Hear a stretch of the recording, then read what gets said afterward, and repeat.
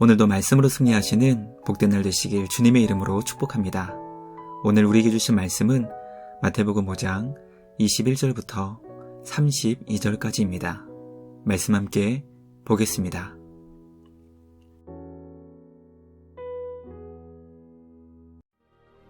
옛사람에게 말한 바 살인하지 말라. 누구든지 살인하면 심판을 받게 되리라 하였다는 것을 너희가 들었으나 나는 너희에게 이르노니 형제에게 노하는 자마다 심판을 받게 되고 형제를 대하여 나가라 하는 자는 공회에 잡혀가게 되고 미련한 놈이라 하는 자는 지옥불에 들어가게 되리라. 그러므로 예물을 제단에 드리려다가 거기서 내 형제에게 원망 들을 만한 일이 있는 것이 생각나거든 예물을 제단 앞에 두고 먼저 가서 형제와 화목하고 그 후에 와서 예물을 드리라. 너를 고발하는 자와 함께 길에 있을 때 급히 사화하라. 그 고발하는 자가 너를 재판관에게 내어주고 재판관이 옥리에게 내어주어 옥에 가둘까 염려하라. 진실로 네게 이르노니 네가 한 푼이라도 남김없이 다 갚기 전에는 결코 거기서 나오지 못하리라. 또 간음하지 말라 하였다는 것을 너희가 들었으나 나는 너희에게 이르노니 음욕을 품고 여자를 보는 자마다 마음에 이미 간음하였느니라. 만일 네 오른눈이 너로 실족하게 하거든 떼어내버리라. 내 백체 중 하나가 없어지고 온몸이 지옥에 던져지지 않는 것이 유익하며 또한 만일 내 오른손이 너로 실족하게 하거든 찍어내버리라. 내 백체 중 하나가 없어지고 온몸이 지옥에 던져지지 않는 것이 유익하니라. 또 일러스되 누구든지 아내를 버리려거든 이혼 증서를 줄 것이라 하였으나 나는 너희에게 이르노니 누구든지 음행한 이유 없이 아내를 버리면 이는 그로 간음하게 하며 또 누구든지 버림받은 여자에게 장가드는 자도 간음함이니라.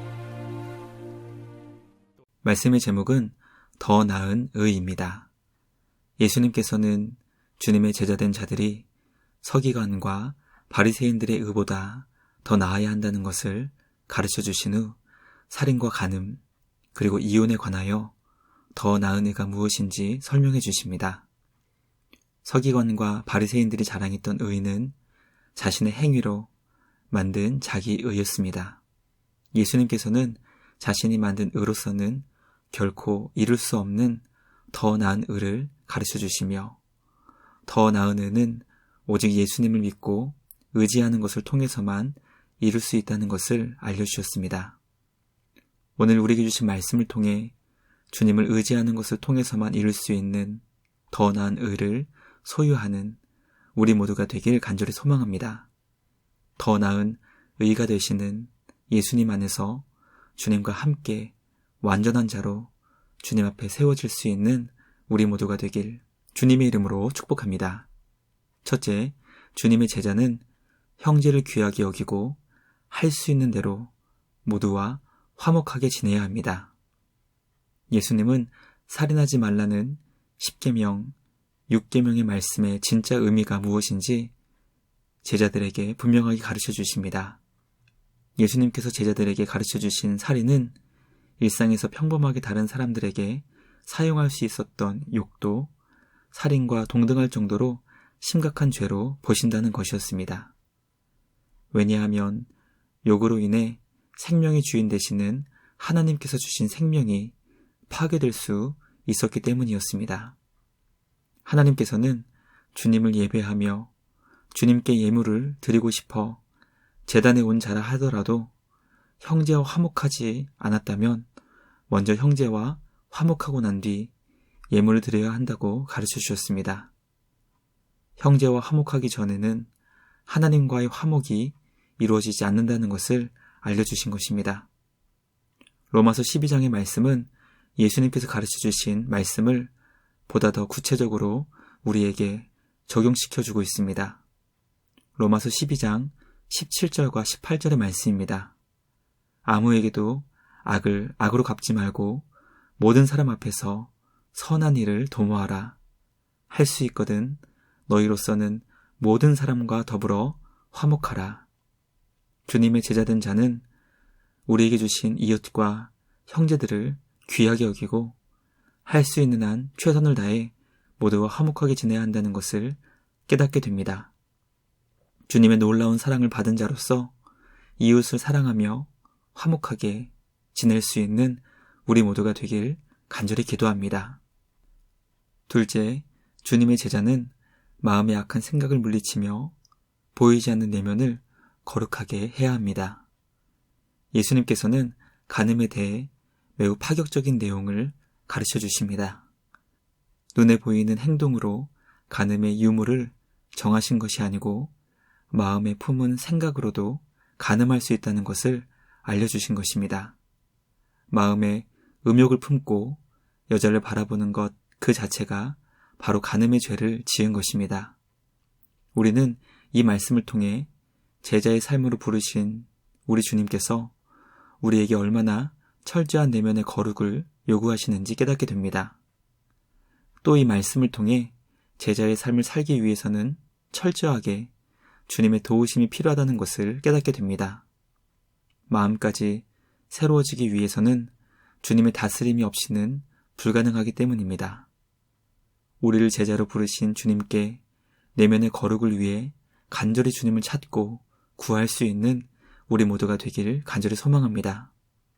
주님 안에서 마음과 생각이 우리 구주 예수님과 같이 거룩하고 정결하게 변화될 수 있는 우리 모두가 되길 주님의 이름으로 축복합니다.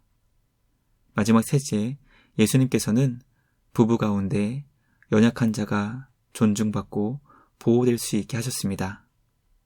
모세는 남편이 아내에게 어떤 수치스러운 일을 발견하게 되었을 때 이혼 증서를 써주어 이혼할 수 있도록 그 길을 열어주었습니다. 예수님께서는 신명기의 말씀을 언급하시며 가정에서 연약한 아내가 존중받고 보호될 수 있도록 음행한 이유 외에는 아내를 버릴 수 없다고 가르쳐 주십니다. 신명기 말씀으로는 이혼할 수 있는 이유가 매우 다양했다면 예수님은 오직 음행만이 이혼할 수 있는 이유가 된다고 하시므로 할 수 있는 한 이혼을 원천으로 차단하신 것입니다. 남편과 아내는 하나님께서 맺어주신 자신의 배우자를 위해 살아야 하며 어느 쪽에서도 일방적으로 이혼을 요구하지 못하게 막으셨습니다. 부부 중에 연약한 자가 누가 되었든 예수님은 그를 존중하고 보호해야 한다는 것을 가르쳐 주십니다. 그러므로 남편은 아내를 존중하고 아내는 남편을 보호해야 한다는 것을 말씀을 통해 깨닫게 됩니다.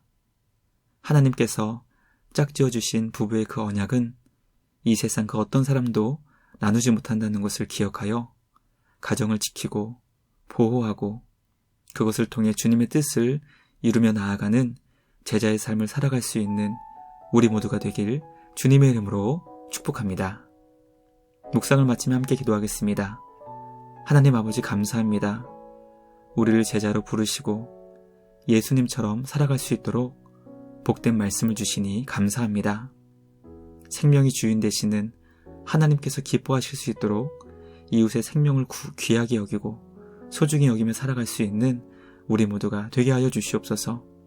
주님 안에서 형제와 화목하게 살 수 있도록 인도하여 주시옵소서. 주님은 우리의 마음과 생각이 예수님처럼 거룩하게 되기를 원하시니 주님의 마음과 생각으로 변화될 수 있도록 우리에게 은혜를 주시옵소서.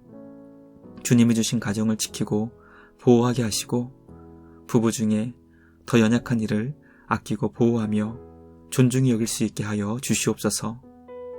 우리를 제자로 부르신 우리 주님께 감사와 찬양을 드리며 우리를 구원하신 예수님의 이름으로 기도합니다. 아멘. 오늘도 주님과 함께 말씀으로 승리하시는 복된 날 되시길 주님의 이름으로 축복합니다.